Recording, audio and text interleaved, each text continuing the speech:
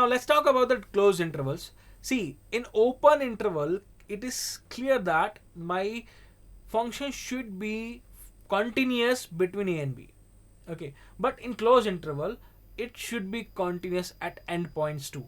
Here, if it is not continuous at a and b, here in open interval, if it is continuous between any point between a and b, it is not a problem for us. Okay, so it should be continuous at every point between a and b. If it is not continuous at a and b, okay, we can manage with that.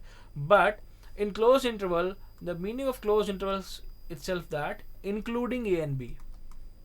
Open interval means excluding a and b. Okay, very important, guys. Open means excluding, means a and b we don't have to check continuity, and close means we have to check the continuity at a and b. A and b as well as every point inside a and b, if there is a c, d, e, f, whatever the points we have, and in here only whatever the points we have inside, so we have to check on at all those points.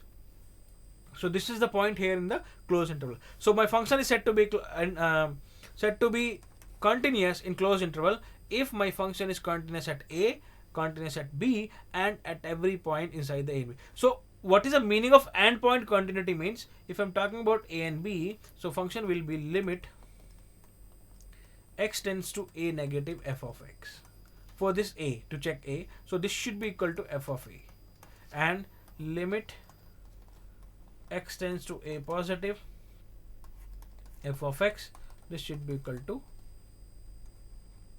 not a positive, b positive, we can say that f of b. Okay, so this is basically, we can say that this should be continuous at equal to f of b. B negative because it is represented on this side, okay, and this is positive, a positive, because right hand limit, this represents the right hand limit and this represents the left hand limit, a and b. Okay, so here this is my right hand and left hand.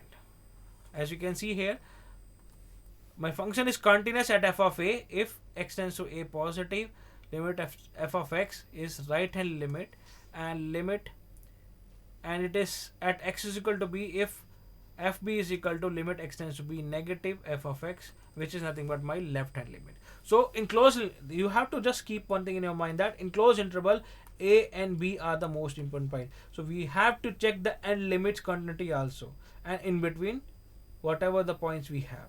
Okay, then only we can say my function is continuous.